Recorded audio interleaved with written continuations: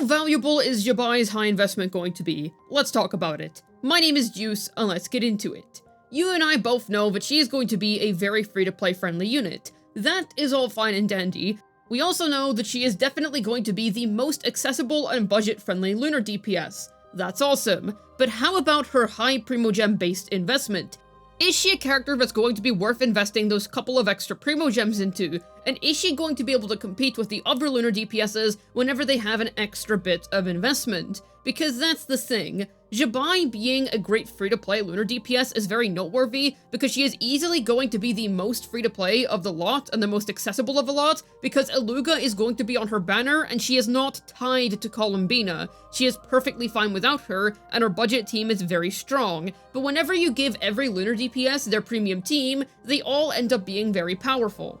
The Lunar DPSes are some of the best DPSs in the game at the minute, and I believe that the upcoming Zi Bai is included in that. The Lunar meta is simply really strong right now, and they have really good premium investment. For instance, Flynn's own C1 is able to compensate for a lack of an Effa. That's how good his C1 is. And modern Genshin C1s have just generally been really good. Back in the day, C2 was usually the insane one, and there was the occasional character that had a really strong C1. But these days, both the C1 and the C2 tend to be pretty insane, and C1 on most modern DPSs is actually worth getting. So that begs the question, is C1 Zi Bai more worth it compared to the other not-cry DPSs, and is Zi Bai's high investment anything impressive, and should you consider investing into her more so that you can have a powerful DPS in the long run? Well, that is what I am here to address. First of all, let's take a look at all of the different Lunar DPSs, Flynn's, Nafer, and Zi Bai.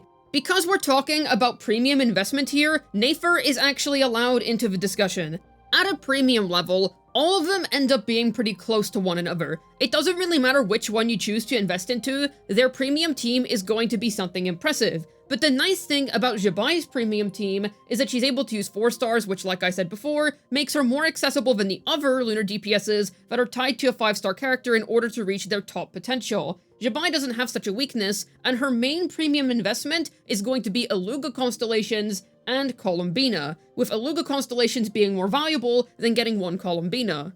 I do believe that if you're just looking at C0 level premium teams, the Horse Lady is going to be the best of the lot, but not by some exorbitant margin that puts her on a really high pedestal. And it should also be noted that if you have a C0 Zi Bai, you're not going to have maximum Eluga Constellations, unless you end up getting really lucky or something along those lines. But if we add C1s into the question, well then things get interesting, because Flynn's has an extremely strong C1, Nafer, if she has her premium team, has a really nice C1, because I'm gonna say this now, her C1 does not save her from a lack of Llama, and Zi Bai herself also has a solid C1.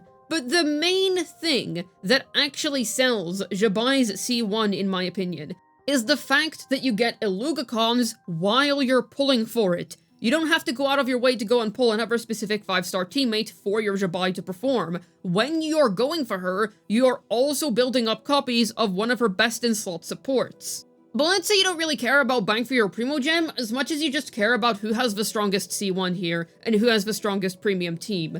In that case, the Horse Lady still actually wins. C6 Eluga is just kinda that guy for her.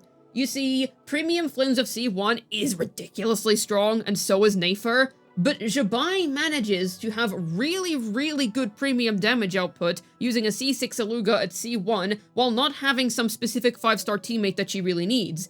Columbina is not some requirement for Zi Bai to be good. Consider that that character's main value, in my opinion, is the fact that you're able to run 2 Lunar teams at once, because then you can have Aino on one half and Columbina on the other half, and the other point of value that she has is that she offers you the best in slot, highest damage possible teams for your Lunar characters. Otherwise, she is far from some kind of necessity. And the thing with Zi Bai is that, unlike the other Lunar DPSs, her cream of the crop support character is literally going to be running with her, and on top of that, her premium team, with full investment, with C1, is still going to be better than the other teams at that same level of investment. So you're not only getting the best possible high investment here, you're also getting insane bang for your Primogem. Now, I do want to add something, and that's that you cannot really plan 4-star constellations. The reason I say this is because I myself have had to pull up to 4 to 5 5-star characters to get one 4-star to C6,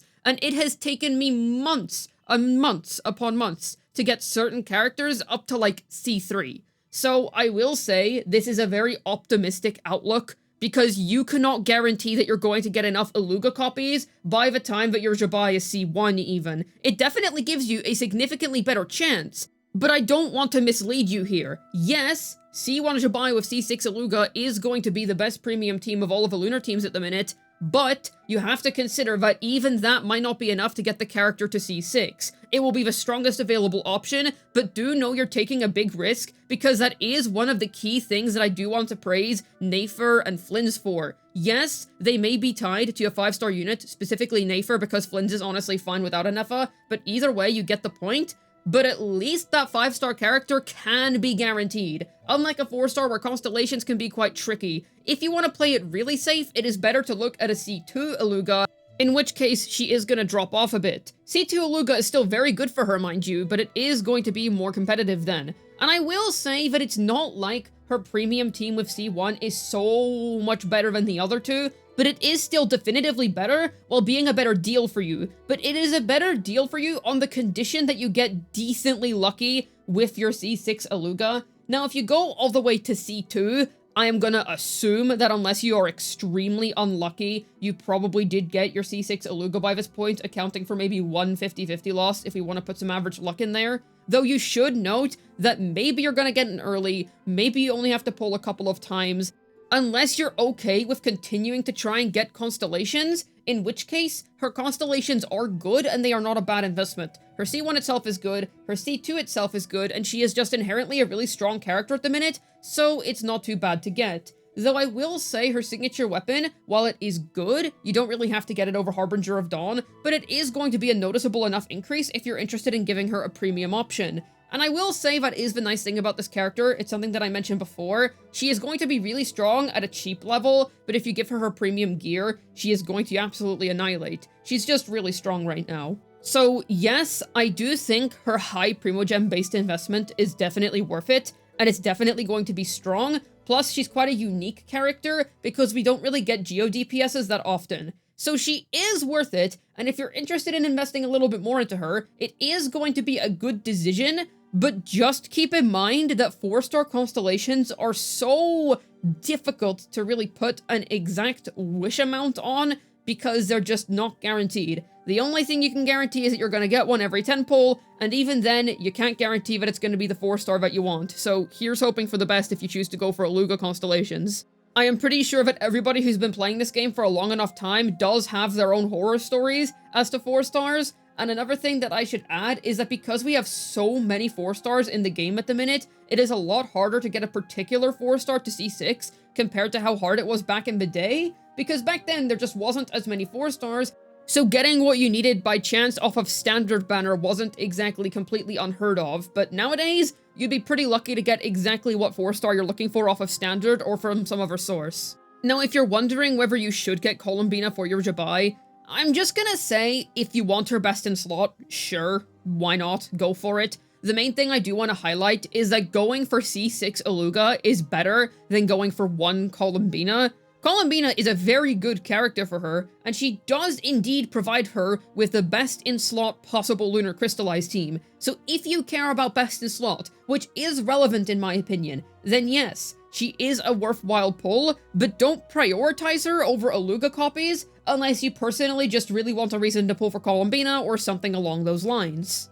I feel like she's just a very safe investment in general, and if you choose to pour a little bit more into her, I do believe she's going to serve you well for quite a while. I wouldn't expect us to get another Geo main DPS at least until next year, though maybe they make one sooner than that, I don't know. It's simply the fact that they're focusing mostly on Lunar characters and Hexarai characters this year, so I can't really imagine them making any of these characters Geo, because we're already going to be getting a Lunar Crystallized character in Zi Bai that is going to be able to perfectly take care of that specific reaction.